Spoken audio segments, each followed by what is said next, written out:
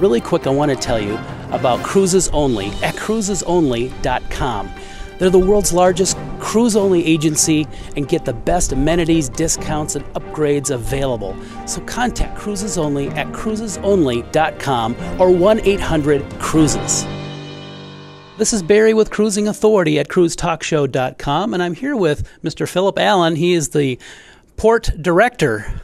Yes, Port Director, Chief Executive at Port Everglades, yes. We're here in your office, and you have got a great view of Port Everglades. Tell us a little bit about, what are some of the most challenging elements to running a port like Port Everglades? Well, Port Everglades is rather unique among other ports in that we have operations that span everything from petroleum, all of the petroleums that's used in South Florida, containerized cargo, bulk cargo, as well as the second largest cruise terminal or cruise port in the world.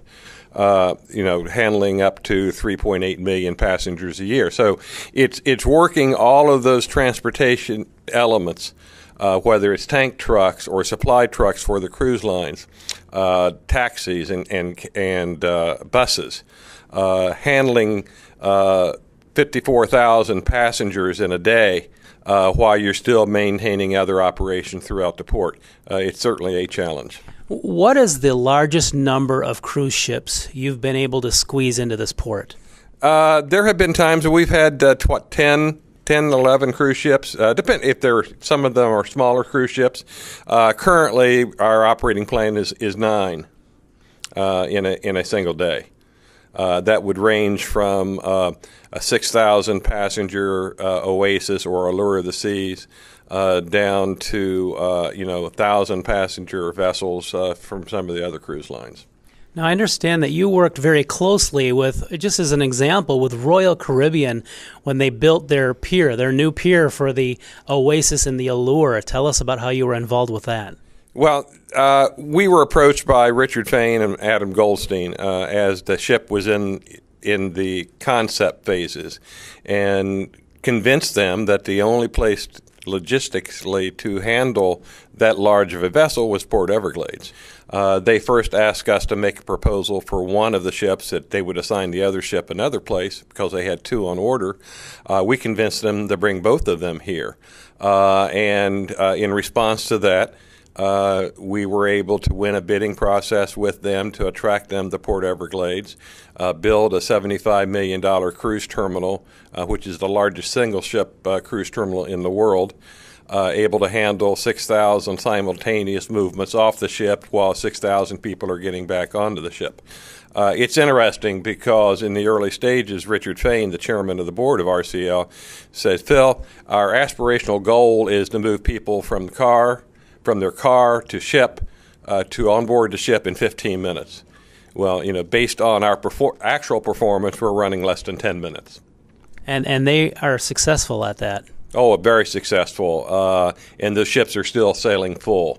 All the reports are that throughout Royal Caribbean's fleet, the port responses for our port relative to passenger experience is the highest in that cruise line's experience. Now, is there somewhat of a competitiveness between the ports of like Miami and Port Everglades? Well, yeah, we're friendly competitors, but frankly, we all view that competition as benefiting the customer because we all strive to do the best we can to keep the business coming to our particular port.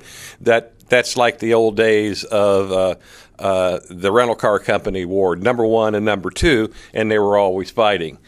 So we fight for customer satisfaction. We fight to make sure that we're the best we can be, and that competition breeds that kind of performance excellence. What does the future hold for Port Everglades? A continued growth, stability, the opportunities to meet even larger ship designs in the future, particularly on the cargo side, the ability to move cargo from ship side to rail and get it directly out of the port. Those are just some, and so those are some of the challenges that we face. The increased trade that we're seeing internationally, part of that's a product of the expansion of the Panama Canal that's on us in 2014. So it's working with our customers to make sure that our facilities, our infrastructure here at the port, meet what they need in order to meet the demands of the area. One additional point that I do need to make is the uniqueness of our port as it relates to the cruise passenger. We have an international airport a mile and a half away from our port. So passengers, it's a 10-minute taxi ride from our airport to our cruise port. That's something that no other port in the country or the world, in fact. That is really convenient. Yes, it is.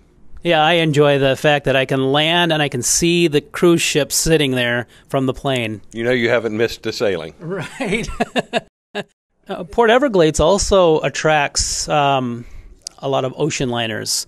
You've had some famous liners in here in the past, like the Queen Elizabeth and the France and the Queen Elizabeth II and the Queen Mary II. What are some of the reasons why this port is such a draw for these liners? I think it's a matter of convenience. We really strive to make the queens happy. The queens are traditional to ocean-going travel, and it's a unique experience. Our ability to provide air transport directly to pierside, and it's also interesting when you look at the number of worldwide cruises that have a major port call, or in fact embarkation port right here at Port Everglades before they embark around the world.